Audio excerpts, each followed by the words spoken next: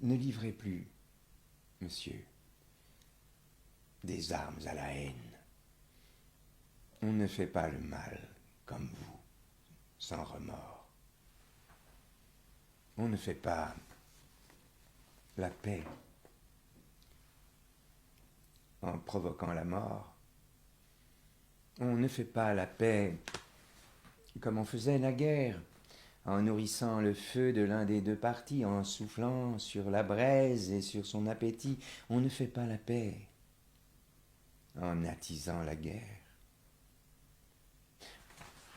On invite à sa table les belligérants et l'on cherche avec eux des moyens pacifiques de trouver un accord qui leur soit bénéfique et dont l'arbitre aussi puisse être le garant. C'est ainsi que la paix prospère et s'initie, non par les armes, mais par la diplomatie.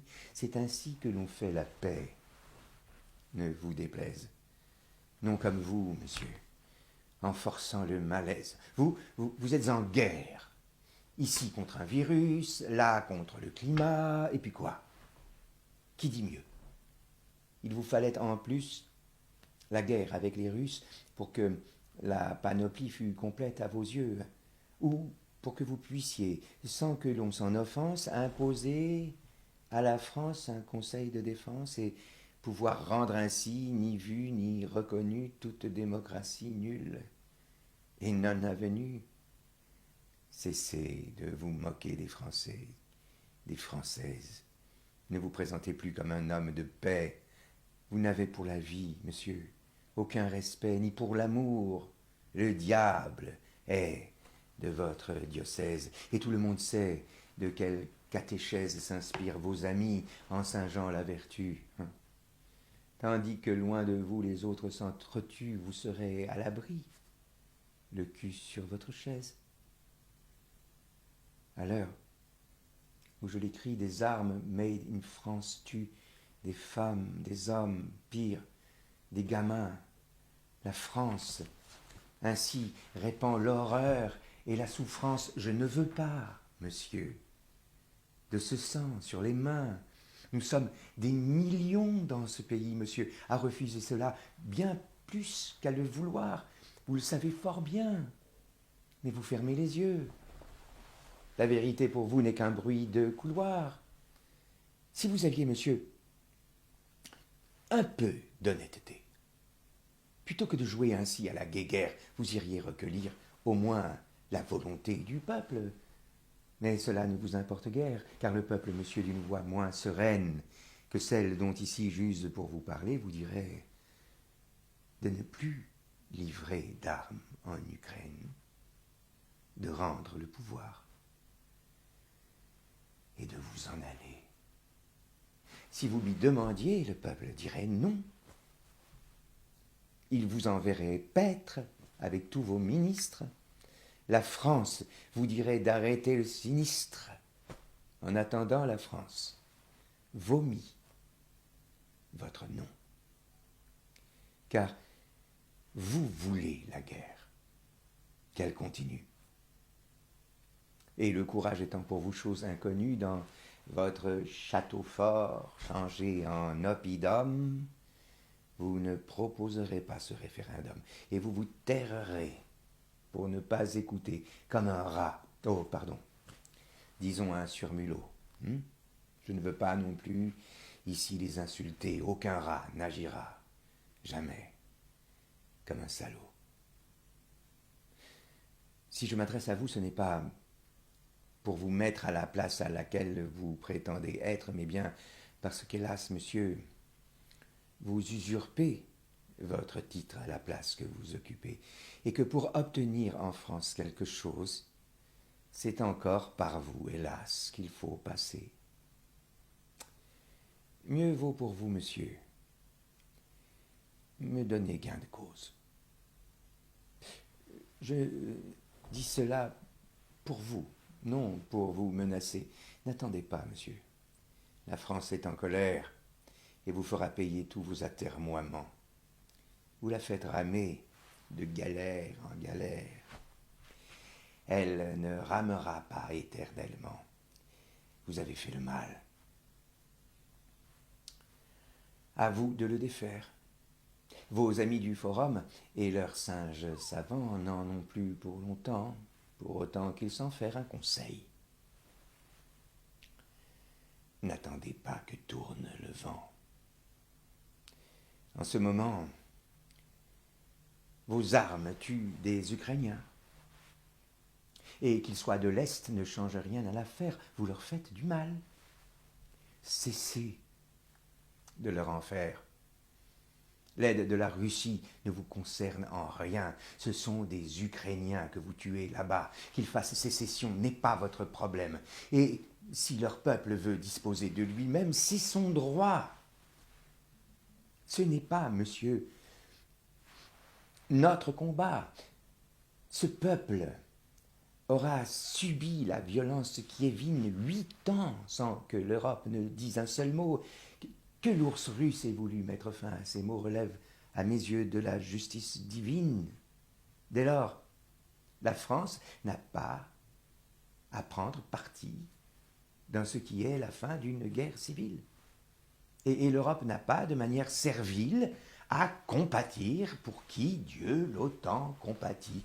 Vous voulez faire au monde une peur atavique, peindre Poutine en pourfendeur de l'Occident, en dément, et le Russe, version bolchevique, armé de son fameux couteau entre les dents. Mais non, Monsieur Poutine n'est pas Raspoutine, ni le Russe non plus, affreux, sale et méchant. Nos peuples jusqu'à vous allaient se rapprochant.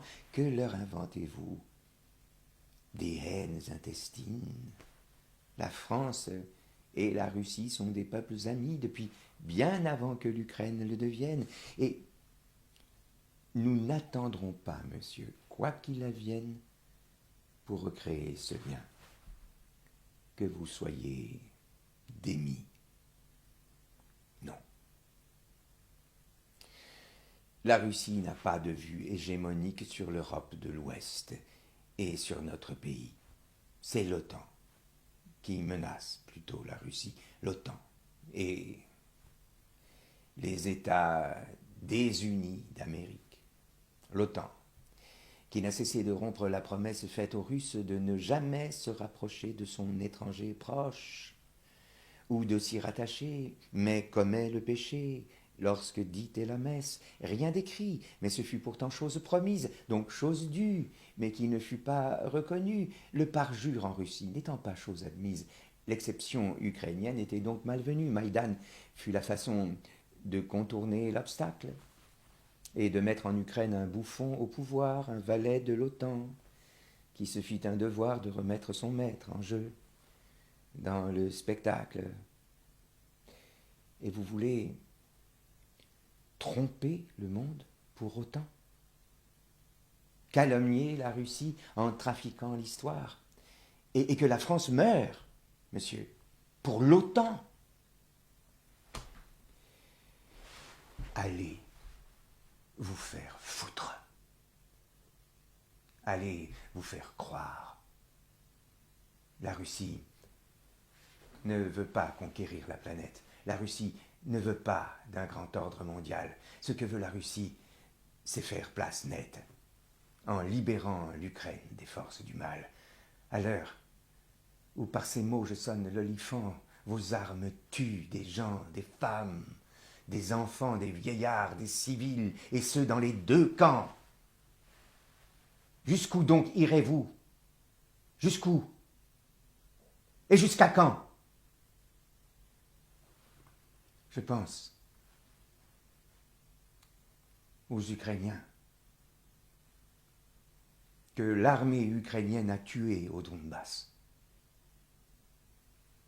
et à ceux qu'elle tue avec vos armes, parce qu'ils se sont battus contre le bandérisme et sa verve hitlérienne. Je pense aux soldats russes qui tombent là-bas pour défendre les peuples 8 ans massacrés, qui tombent sous le feu de vos armes livrées alors que ce conflit ne vous regarde pas. Je pense à leurs familles, leurs proches qui pleurent comme on pleura jadis ceux qui vinrent chez nous se battre en Normandie et sur nos plages meurent pour que la France ne vive plus à genoux. Et je pense à la France, à ce qu'elle va là subir dès cet hiver à cause de vos frasques. Famine, pénurie, les faux vaccins, les masques et la guerre, bien sûr. Pour expliquer cela, je pense à cette France que vous offensez en voulant faire d'elle une nation guerrière, en prêtant votre propre folie meurtrière à qui crie halte au feu, à qui dit c'est assez, assez de ces conflits qui ne sont pas les nôtres, assez de cette guerre et des mauvais effets qu'elle aura sur nos vies et sur celles des autres. Elle serait finie si vous n'aviez rien fait. Cessez vos livraisons d'armement en Ukraine. Arrêtez, sur le champ, monsieur, ces livraisons.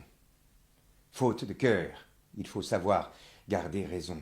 La France n'ira pas où vos démons l'entraînent. En tant que citoyen d'un pays souverain, en tant que membre d'une nation souveraine, je vous le dis, au nom du peuple suzerain, il ne faut plus livrer des armes en Ukraine. Et puisque c'est à vous qu'il me faut m'adresser, à vous, qui n'êtes pas président des Français, et qui pourtant dirige, ordonne, coordonne, écoutez l'ordre ici que la France vous donne. Et sans tergiverser, monsieur.